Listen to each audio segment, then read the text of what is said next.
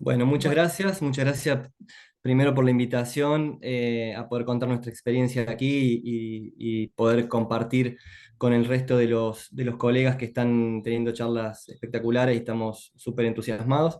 Va a empezar Francisco, que es nuestro CEO, va a empezar a contar un poco de qué se trata y qué estamos haciendo ahora desde Catalicia. Adelante, Fran, cuando quieras. muy bien. Bueno, repito el agradecimiento. La verdad que para nosotros es un honor estar en este evento tan importante para todo lo que tiene que ver con la informatización y la digitalización de los sistemas de salud. Nosotros con Catalicia estamos hace ya unos años trabajando en aplicar la inteligencia artificial a la industria justamente de la salud. Y empezamos por un objetivo que vimos que era realmente crucial y donde se podía llegar a tener una capacidad de solución diferencial que tiene que ver con ayudar a los pacientes en los resultados de sus tratamientos. ¿Sí? Así es como, y les voy a explicar brevemente cómo fue el proceso, pero así es como nació allá por 2019 Adam, que fue el primer chatbot de habla hispana para acompañamiento de pacientes crónicos. ¿Sí? Eh, para empezar, nos gustó con Gonzalo explicar por qué existimos y ponerlo así, ¿no? Completamente taxativo. ¿Por qué existimos? Encontramos que había una problemática que nos pega a todos de cerca, que es algo que si no nos pasa a nosotros en nuestro fuero personal, tenemos a alguien alrededor que le está pasando, que tiene que ver con la falta de adherencia a los tratamientos crónicos. ¿Sí? Obviamente partimos de experiencias personales, tanto como médicos tratantes en el caso de Gonzalo, como también pacientes en algunos casos del equipo, y caregivers incluso también de pacientes que están en alguna situación crónica, y nos encontramos con que las estadísticas son demoledoras. La mitad de las personas en el mundo tienen una condición crónica en países más desarrollados, como es el caso de, por ejemplo, Estados Unidos es el 60% y además 60% de ese 60 tiene dos o más condiciones crónicas, lo cual agrava la situación. Pero además la mitad de esa población mundial que tiene un problema crónico, hasta la mitad de ella está teniendo problemas de adherencia. ¿Sí? ¿Qué quiere decir esto? Quiere decir un gran desmedro para todo lo que es el sistema de salud en general. Los que están escuchando esta conversación y son profesionales de la salud o trabajan directamente en la industria saben que ante un problema de adherencia perdemos todos. Pierde el paciente, pierden los proveedores, pierden los financiadores, pierden la industria farmacéutica, con lo cual es una realmente solución necesaria de encontrar. Y entonces nos pusimos a ver desde nuestra experiencia que tiene que ver con el mundo de la tecnología digital, cuáles eran las soluciones que estaban justamente en ese momento, ¿no? Y teníamos dos tipos de soluciones. Por un lado tenemos las soluciones que eran efectivas, como los casos, por ejemplo, de los Patient Support Programs tan difundidos en el mundo farmacéutico o incluso en el mundo de lo que son los financiadores, donde los programas de soporte a pacientes acompañan de manera diaria, acompañan con frecuencia y con información y con accesibilidad a los pacientes que están en una situación crónica, en un tratamiento crónico, pero que obviamente al ser, digamos, formatos del estilo de call centers, con personas atendiendo los teléfonos o llamando de manera proactiva, o enfermeros, enfermeras que se acercan a los domicilios de los pacientes, suelen ser reservados para justamente lo que tiene que ver con los tratamientos que pueden llegar a implementar o a inferir un alto costo. ¿Sí? Por otro lado, nos encontramos con que lo que había en ese momento, incluso en el mundo, ahora por ahí ha mejorado un poquito, pero lo que había en ese momento en el mundo digital, las soluciones que el mundo de la tecnología traían, solían ser o poco eficientes o muy coercitivas, con un tono de casi policíaco, de seguimiento, con mucha fricción de aprendizaje, con un problema grave de adopción. Imagínense una persona que tenía un diagnóstico de cualquier cosa, ¿no? Llamémosle hipertensión, ¿por qué no? Y que de repente el médico le decía, bueno, mira, Francisco, tenés que tomarte esta pastilla todos los días, tenés que hacer ejercicio, tenés que cambiar la dieta y además tenés que aprender, bajarte esta aplicación, fijarte si está para tu modelo de celular, aprender a usarla, subir todos los días a la aplicación información, entrar para buscar contenido, etcétera, etcétera. Digamos, esa curva de adopción, esa fricción, hacía que justamente se generara en realidad más un problema adicional al paciente crónico que una solución. Entendimos entonces que había que repensar lo que tenía que ver con el acompañamiento de los pacientes y que la tecnología digital, justamente en este caso, específicamente la inteligencia artificial, nos iba a poder ayudar a desarrollar una solución que tenía que tener este enfoque, ¿no? Estar donde está el paciente, no hacerle aprender de nuevo, de cero, un montón de cosas y no sumarle un aprendizaje y una tarea, sino estar donde ellos están, ¿sí? Con una solución que nos permitiera brindar un seguimiento permanente al paciente, ¿sí? Incluso algo que tiene muy bueno lo que son justamente las soluciones digitales como las apps, que no hace falta que haya un ser humano del otro lado haciendo un horario de atención, sino que están disponibles 24/7, los 7 días de la semana, con lo cual esto queríamos mantenerlo con una curva de aprendizaje mínima para el paciente, ¿sí? Que se daba no solamente de estar donde está, sino de aliviarle todas las fricciones y obviamente que nos permitieran para poder ingresar en lo que son los programas que quizás no tienen que ver con los de justamente los programas de alto costo, que nos permitían tener un bajo valor, un bajo costo, ¿sí? Económico marginal por paciente. Entonces eso es algo que el mundo digital permite realmente muchísimo, pero que teníamos que llevarlo un paso más allá. Por eso es que justamente apareció esta herramienta, ¿no? Donde nuestro objetivo fue trabajar con algo que está ahora a la orden del día, que está en la mano de todos, que tiene que ver con WhatsApp, que WhatsApp hoy en Latinoamérica tiene un nivel de penetración altísimo en la mayoría de los mercados, pero como nos enfocamos en Latinoamérica, justamente es donde estuvimos viendo estos niveles de penetración, donde además todo el mundo sabe cómo usar WhatsApp, no hace falta que nadie le explique a nadie cómo usarlo, siempre hablando en términos generales, ¿no? Pero justamente no es algo que tenga una curva de aprendizaje. Y la conversación vía texto es algo que tampoco implica una curva de aprendizaje. Entonces, a partir de ahí, justamente es que dijimos, tenemos que estar en WhatsApp, tenemos que estar en la conversación, tenemos que permitir que sea una conversación que empodere a los pacientes. Y así fue como nació Adam, que es el acrónimo de asistente digital de adherencia médica, que justamente es un chatbot que está funcionando y operando sobre WhatsApp, pero que además puede operar sobre cualquier otro medio, puede operar sobre web, sobre distintas otras plataformas de mensajería, incluso dentro de una app en caso de ser necesario, ¿sí? Y nació con un objetivo de, justamente como les decíamos, acompañar al paciente y empoderarlo y brindarle un seguimiento donde nuestro rol, el rol de la inteligencia artificial, el rol de WhatsApp como plataforma, pasa más por ser herramientas para un fin que por decir, bueno, cómo usamos WhatsApp o cómo usamos la inteligencia artificial. Entendimos que eran las mejores herramientas para ello. Empezamos utilizando una tecnología llamada Dialogflow de Google, que es maravillosa, que realmente funciona muy bien, que nos permitía generar diálogos complejos con los pacientes, no solamente diálogos numerados o con, digamos, distintas opcioncitas, sino poder tener una conversación bastante pormenorizada y poder generar incluso distintas variantes de texto con un cierto control y que nos dio resultados muy interesantes hasta 2022, hasta el año pasado, donde en noviembre apareció ChatGPT haciendo una mella tremenda en el mercado y dijimos, bueno, esto es el camino, ¿sí? Entendimos que esto es el camino y empezamos con las primeras pruebas y realmente nos sorprendió muchísimo, nos brindó la posibilidad de generar conversaciones con un grado de detalle tremendo. Como ustedes ven en el ejemplo que está en pantalla, este es un piloto que estamos armando que eventualmente va a salir al público general, que tiene que ver con la posibilidad de acompañar a las personas que están dejando de fumar. Y como ven, las conversaciones son muy positivas, muy proactivas, donde además toma información y responde en consecuencia, ¿sí?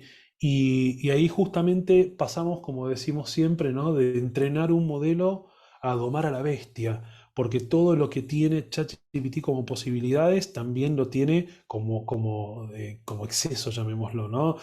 Hace muchas cosas y hace muchas cosas más de las que por ahí nosotros quisiéramos. Entonces, el trabajo siempre es ir acotando la herramienta, ir dándole ciertas capacidades, ir armando justamente, que es un poco nuestra estrategia de producto, un enfoque multiagente, y a partir de allí permitir que tenga una conversación con los pacientes en donde no solamente seguimos al paciente, sino tomamos y compartimos información, estamos disponibles de manera permanente para ellos.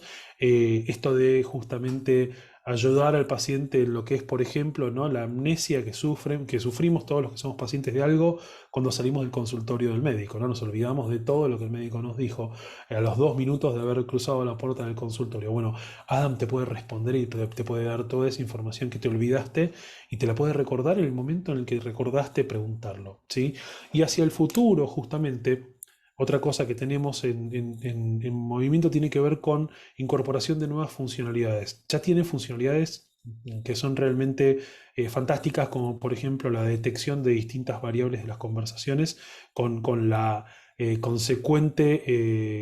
consecuente reenvío a quien sea necesario. Por ejemplo, entiende un potencial evento adverso declarado por el paciente y lo envía al médico tratante o al área de farmacovigilancia de un laboratorio, pero estamos incorporando nuevas funcionalidades como también serían derivaciones con distintas personalidades de chatbot o incluso derivaciones con personas de carne y hueso, ¿sí?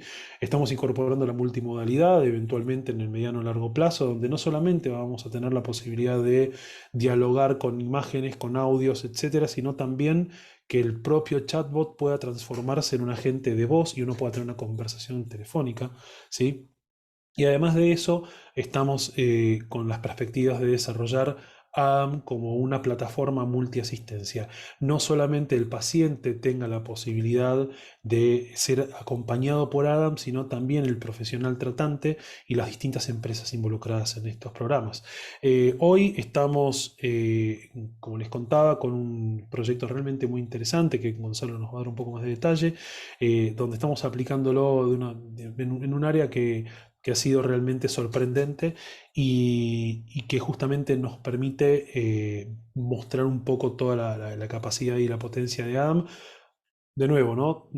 Trabajando no en pos de la herramienta, sino en pos de ayudar a nuestros pacientes a tener un mejor resultado. Eh, Les cuento un poco el contexto como para después sí darle la palabra a Gonza. Eh, Hoy en día la realidad es que la inteligencia artificial es algo que está ya probado, que está mejorando y está acompañando y ayudando a las distintas experiencias y a los distintos aspectos de los sistemas de salud. Hoy en día en distintos mercados de la salud, en distintos países, la inteligencia artificial ya es parte diaria del trabajo de ciertos profesionales de la salud, de ciertos centros de salud, incluso se está utilizando para lo que es investigación clínica, con lo cual es algo que ya es una verdad que ha tardado muy poco tiempo en establecerse. Pero a partir de eso también hay distintos desafíos, ¿sí? Y esos desafíos son especialmente importantes para países como nosotros, países de bajos y medianos ingresos, donde además tenemos que pensar en adaptar muchísimo las herramientas a los usuarios, ¿sí?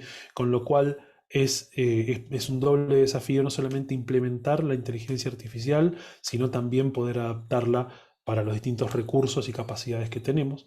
Pero además de eso, digamos, estamos en un momento de fase exploratoria. Como dice uno de nuestros socios, estamos en el oeste, ¿sí? Estamos en fase de expansión y de exploración, ¿sí? Y estamos justamente creciendo y tratando de generar las reglas de todo esto a medida que vamos creciendo. Recién hoy, piensen que antes de ayer fue que el presidente de Estados Unidos, Joe Biden, sacó digamos, todo un act de regulación para lo que tiene que ver con el desarrollo de la inteligencia artificial, con lo cual justamente habla de que no solamente la América Latina y el Caribe, sino que el resto del mundo todavía estamos tratando de entender qué se nos viene con todo este crecimiento tan fuerte de la inteligencia artificial. Pero como les decía, como dice nuestro socio, estamos en el oeste, pero somos los buenos. Entonces, tenemos todo, y no me refiero solamente a Catalicia, me refiero a todos los que estamos presentes en este evento, con lo cual tenemos que agarrar las armas y tenemos que hacer esta exploración, tenemos que salir a expandir y tenemos que salir a justamente desarrollar cada vez más, porque la capacidad de estas herramientas es realmente muy buena, no quiero decir infinita porque pecaría de positivista, pero sí realmente tiene muchísimas capacidades y vale la pena explorarlas. Una de justamente esas exploraciones, si se le puede llamar exploraciones, porque en realidad estamos haciendo algo muy concreto que tiene algunos componentes que implican aprendizaje, es justamente lo que les va a contar Gonzalo, que tiene que ver con cómo acompañamos a través de esta herramienta a los pacientes de la enfermedad de Chagas. Gonza, te cedo la palabra. Gracias, Fran. Sí, inicialmente está bueno preguntarse por qué Chagas. Nosotros en nuestro análisis exploratorio de todas las oportunidades que teníamos de aplicar la herramienta, por supuesto, y en las reuniones de trabajo que tenemos del equipo y con otros partners y en espacios de networking, siempre surgen oportunidades y cuando surgió la idea de trabajar en Chagas, nos empezamos a preguntar por qué y cuál era la relevancia de este problema. Bueno, básicamente y en dos, tratando de ser muy breve, el Chagas es una enfermedad prevalente, endémica de Argentina y de bastantes países de la región sur de América Central, pero que ya también está extendida a distintos países del mundo, como en Estados Unidos, en Europa. En Argentina se estima que más o menos 1.500.000 personas han sufrido o están transitando, digamos, una infección por el parásito que causa el Chagas. Y lo que tiene, esta enfermedad tiene una fase aguda, una fase crónica, y lo que tiene interesante es que en la fase aguda, si se trata de manera oportuna, el tratamiento farmacológico puede controlar e inactivar el parásito, y esto es sumamente relevante porque limita las potenciales complicaciones que tiene, que en grandes rasgos la mayoría suelen ser o cardiovasculares o gastrointestinales, y pueden producir grandes limitaciones, discapacidad y muerte. Entonces, en ese sentido, saber que el tratamiento oportuno, y para eso un tratamiento para que sea efectivo, se tiene que tomar de la manera que es indicado, durante el tiempo que es indicado, no hacer olvidos en las tomas, no saltearse dosis, no cortarlo antes, etcétera, decir que el paciente sea adherente y pueda respetar las indicaciones de su médico. Ahí consideramos que la herramienta poseía una característica esencial que es lo que nosotros pretendemos lograr con nuestro asistente, que es mejorar la adherencia terapéutica. Entonces, cuando vemos la problemática del Chagas en Argentina, básicamente la adherencia tiene muchos factores que atentan contra ella. Algunos son del paciente, otros son de los profesionales, otros del sistema en sí, pero podemos resumirlos como que la falta de manifestaciones clínicas, como de muchas enfermedades crónicas, atentan contra la adherencia. El hecho de que el medicamento se tenga que tomar todos los días, 2 veces al día, durante 2 meses, en la mayoría de los casos, también atenta, digamos, un tratamiento así sostenido hace que se caigan los pacientes en la adherencia al tratamiento médico.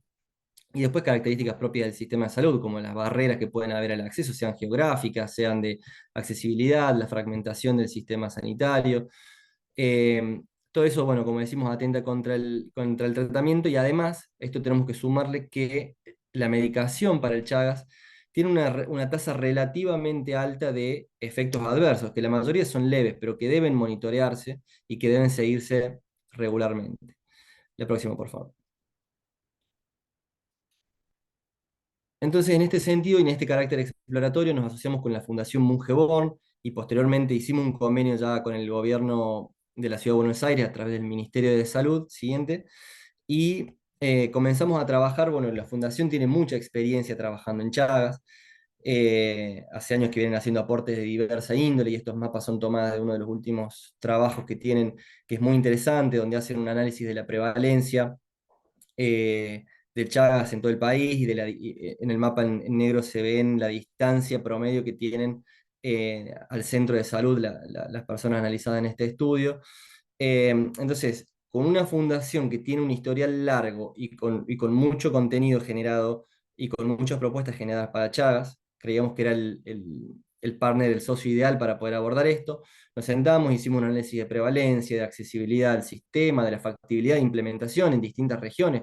Si bien la prevalencia puede ser más alta, por ejemplo, en un pueblo al norte o noroeste de nuestro país, quizás para una etapa exploratoria y de ajuste de la herramienta no era tan factible, porque no era para nosotros viable acceder llegar al centro de salud y poder trabajar ahí codo a codo con los profesionales. Entonces se fueron así definiendo un montón de variables para definir dónde íbamos a empezar a trabajar, con qué centros de salud, con quiénes y cuál iba a ser la metodología. Nos reunimos con un conjunto de expertos en un par de oportunidades, todos expertos referentes en Chagas a nivel nacional y a nivel internacional, gente con mucha experiencia. Siguiente, por favor. Y hemos ido delineando primero cuál iba a ser el enfoque, ¿sí? ¿Qué íbamos a hacer con esta herramienta? ¿Qué podíamos aportar nosotros con esta herramienta?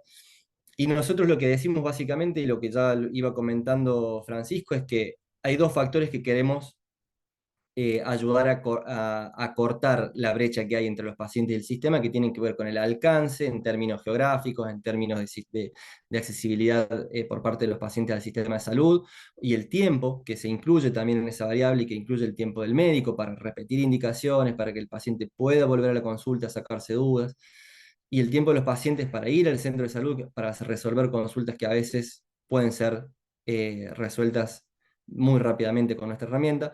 Ahí es donde las herramientas de eHealth y sobre todo la inteligencia artificial ahora se proponen como soluciones posibles. Y lo enfocamos específicamente en el monitoreo y el seguimiento de, de las reacciones adversas, que como decía previamente, son relativamente altas para este grupo de tratamiento.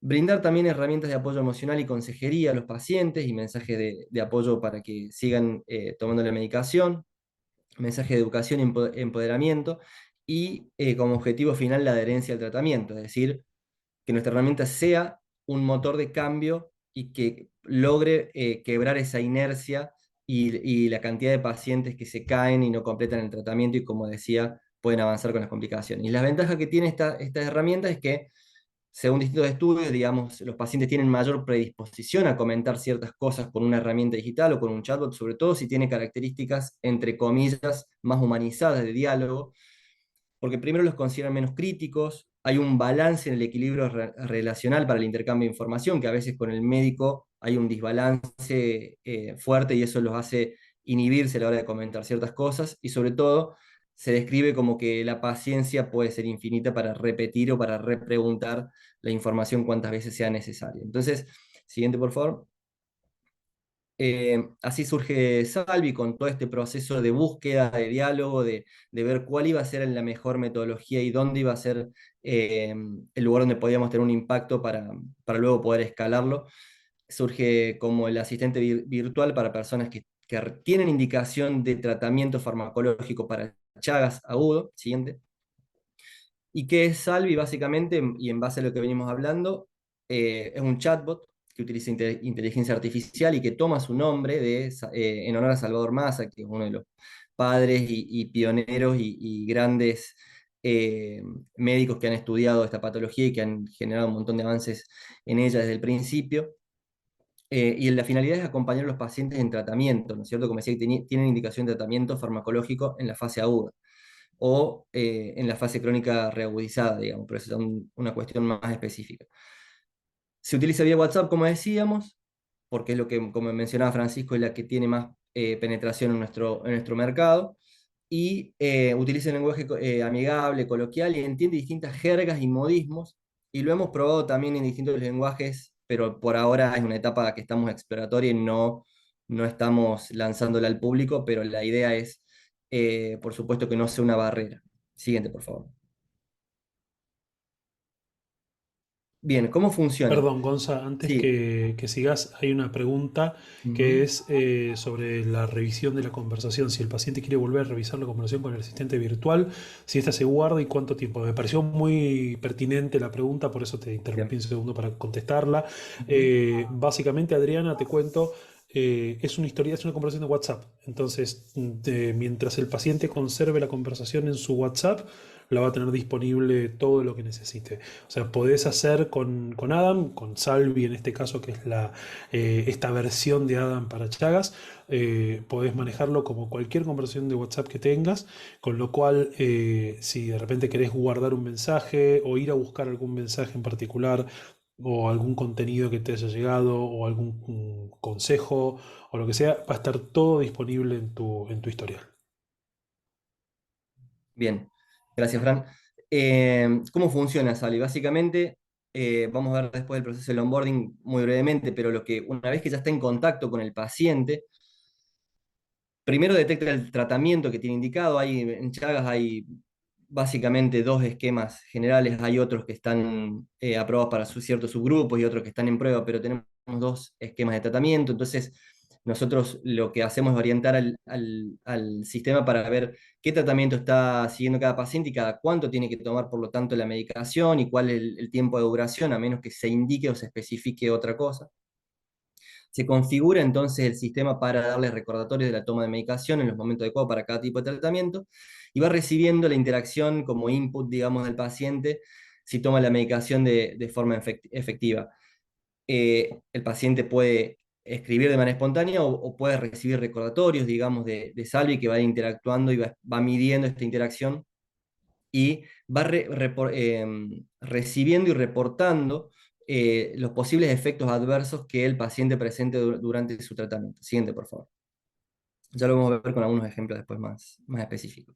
Entonces lo ideal es que pueda enviar al menos 2 recordatorios por día. Eso ya lo hemos ido configurando, pero sabemos que en algunos lugares puede haber restricción de internet y que eso se especifica en el momento del enrolamiento del paciente. Entonces trata en ese momento de enviar un mensaje al menos. Y si no responde el paciente deja de responder por 3 días, se hace un informe, se hace un reporte al referente local asignado para ese paciente, para que sepa que ese paciente no está reportando, y bueno, y ahí se desencadenan, digamos, los mecanismos después para ver si el paciente ha abandonado el tratamiento o simplemente no está reportando al chat y ver cómo se subsana en ese momento la estrategia. Si tiene algún síntoma, el paciente, ese síntoma se registra por el sistema y se hace un informe, un reporte al referente local, pero, y al igual de igual manera, si el paciente refiere a algún efecto adverso o algún relato, alguna actitud que se interpreta por el mismo sistema que puede atentar contra el tratamiento, se genera un reporte. Obviamente tienen distinto grado de urgencia y de interpretación, pero todo eso está en esta etapa, lo estamos evaluando y lo estamos ajustando en base a las necesidades también de los profesionales, porque consideramos que son nuestros actores claves en territorio. Siguiente. Entonces, en esta etapa de la iniciativa, lo que estamos tratando de hacer es una prueba piloto, incorporar pacientes que tengan esta indicación de tratamiento para brindarles esta herramienta como acompañamiento de su tratamiento y poder evaluar sus resultados. Y los objetivos específicos, siguiente por favor, son, por un lado, evaluar la factibilidad de uso de la herramienta, la factibilidad de uso de Salvi para el seguimiento del tratamiento. Es decir, ¿es factible utilizar esto en territorio? ¿Le suma el equipo de salud? ¿Le suman los pacientes? Promover la concientización del paciente, detectar posibles abandonos y cuantificarlos en base al total de tratamientos que asignemos. Y esta información, toda articularla con el sistema de salud para que pueda tomar acciones en base a esta información.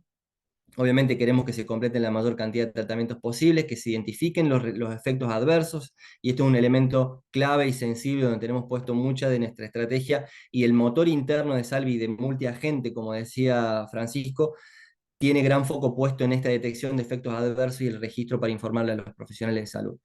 Y por supuesto, poder generar cuáles son los indicadores de seguimiento y adherencia para poder medirlo eh, y generar información epidemiológica que le sirva al Ministerio de Salud, por supuesto. Siguiente, por favor. Entonces, simplemente ya para ir cerrando, ¿cuáles son los grupos de pacientes que se van a enrolar? Son aquellos pacientes que son diagnosticados con enfermedad de Chagas a partir del año de vida, ¿sí? En los centros efectores seleccionados, que tengan indicación de tratamiento farmacológico, como decía previamente, que autoricen la participación en esta etapa del estudio, ¿sí? Que firmen esta autorización y que cuenten, por supuesto, con un teléfono celular, acceso a Internet y WhatsApp. Empezamos a trabajar ya hace tiempo, todo este año estuvimos trabajando en este proyecto, pero el reclutamiento comenzó recién, el 29 de octubre ya sumamos nuestros primeros pacientes y en una primera etapa, por supuesto, hasta el 31 de diciembre, que es donde inicialmente nos habíamos comprometido y el convenio que firmamos, vamos a hacer un informe, vamos a comentar cuál es el estado de situación, pero ya estamos desde por lo menos nuestra parte y sabemos que nuestros socios también con ganas de continuar y seguir extendiendo esto a todo el 2024. Así que, eh, siguiente, por favor. Simplemente no me voy a detener en esto, pero que sepan que para nosotros es muy importante no solamente brindar una herramienta y olvidarnos de qué hace, qué está pasando, sino que el onboarding, digamos, el enrolamiento de los pacientes resulta clave y en esto el profesional y los profesionales de salud son fundamentales. Tienen que estar convencidos también de que la herramienta es útil y, por eso, y el paciente tiene que tener en claro cuál es la utilidad. Entonces, siguiente, por favor, ahí es donde entre los documentos que se le entregan al paciente, se le da un código numérico único para que la información que nosotros vamos a estar monitorizando en esta etapa para corregir el funcionamiento de la herramienta, que es el objetivo principal, para que podamos después expandirla rápidamente, podamos monitorizar las conversaciones con anonimización de los datos y por supuesto que el paciente se lleve un instructivo bien claro de cómo interactuar y dónde consultar las dudas que tenga. Siguiente, por favor.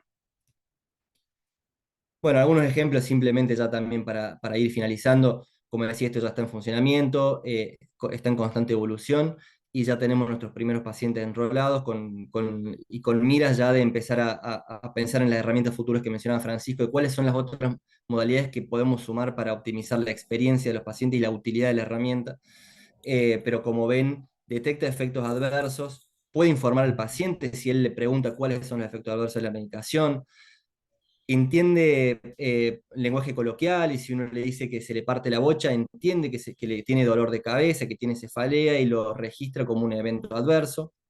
Y lo mismo tiene registro del tiempo, la temporalidad, cada cuánto tiene que tomar la medicación, cuántos días faltan para terminar el tratamiento. Y por supuesto es importante decir, como decía Francisco, que hemos ido poniendo límites para ser muy cautelosos en esta etapa, con mucha seguridad, siempre está la seguridad del paciente, la seguridad de la información que nos brinda, y no dejar que la herramienta esté 100% libre, sino que tenga criterios éticos, profesionales y de seguridad para poder trabajar en esta etapa. Las instituciones que están trabajando ahora son 6, son 3 hospitales, el de Santoyani, el Fernández y el Muniz, y son 3 centros de salud, pero ya tuvimos información de que hay más centros que se quieren sumar y que están empezando a enrolar pacientes o juntar pacientes para poder enrolarlos. Así que, bueno, como ven, hemos empezado, si bien venimos con todo un año de trabajo muy intenso, hemos empezado a enrolar recientemente y ya estamos con perspectiva de seguir